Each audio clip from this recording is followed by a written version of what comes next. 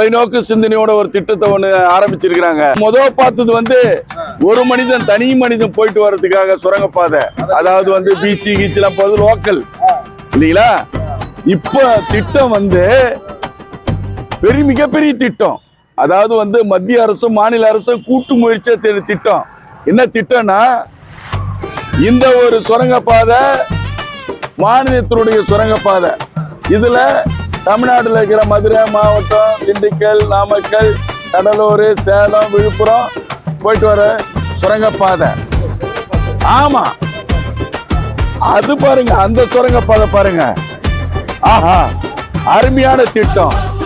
இந்த சுரங்கப்பாதையில பாம்பே, டெல்லி, கல்கத்தா, வெளி மாநிலம், அதாவது சுற்றுலா பயணிகள் சிரமம் இல்லாம வெளி மாநிலத்திலும் போறதுக்கு அருமையான திட்டம்.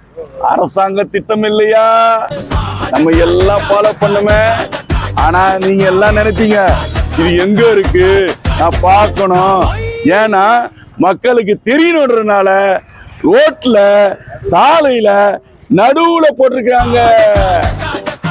ஏன்னா நடுவுல போட்டா தான் மக்களுக்கு தெரியும், ஓரமா போட்டா தெரியாது. சாலை எத்தனை அகலம்? 40 அடி. இந்த சுரங்கப்பாதை எத்தனை? 20 அடி. 20 அடி போச்சுன்னா 20 அடி. 20 அடியில நீங்க போகணும். இறங்கி அப்படியே உள்ள போலாம். இது மனுஷன் மட்டும் போறது இல்ல, கண்டெய்னர் போலாம், காரு போலாம், லாரி போலாம், பஸ் போலாம், காரு போலாம், எல்லாமே இது உள்ள போயிடலாம். ஏன் கேள்வி கேட்டீங்க? திறந்து தானே இருக்கு, திறப்பு சொல்றீங்க. அப்படியே இதுல ஊந்தலாம். அப்படியே வராங்கல்ல, திறந்தே இருக்குது. நீங்க திறப்பு எப்பன்னு கேட்டீங்கல்ல. இனிமேல் இதுக்கு மூடு விழா. நான் வந்திருக்கேன் மூடு விழா பண்றதுக்காக வந்திருக்கேன். எல்லாம் உடச்சு வச்சிருக்கிறோம். இதை உடச்சு வச்சிருக்குமா. இப்ப அங்க இருந்து வருவாங்க, கீழே விழுவாங்களா. கீழே விழுந்த உடனே இப்படி பார்ப்பாங்க, என்ன இதுன்னு. அப்போ காவல் நிலையம் கேட்கும், புதுசா ஒரு மத்திய அரசு மாநில அரசு சேர்ந்து போட்ட திட்டத்துக்கு சுரங்கப்பாதை பக்கத்துல தான் ஐயா விழுந்தன்னு சொல்லுவேன் நான்.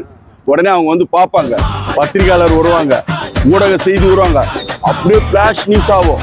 இந்த இடத்துல இந்த மாதிரி ஒரு திட்டத்தினால மக்கள்லாம் வழுக்கி விடுறாங்க, வாழ்க்கையிலையும் வழுக்கி விடுறாங்கன்னு போடுவாங்க. இது பயங்கர விளம்பரமாகி இந்த திட்டத்தை பார்த்து வெளிநாட்டில் இருக்கிறவங்கலாம், ஆஹா இந்த மாதிரி இந்தியாவில் பல திட்டங்கள் இருக்குது, அதுவும் புதுச்சேரி மாநிலம் இந்த மாதிரி சூப்பரான திட்டங்களா இருக்குன்னு ரொம்ப பாராட்டி இந்த திட்டத்தை அந்த நாட்டுக்கு கொண்டு போவாங்க.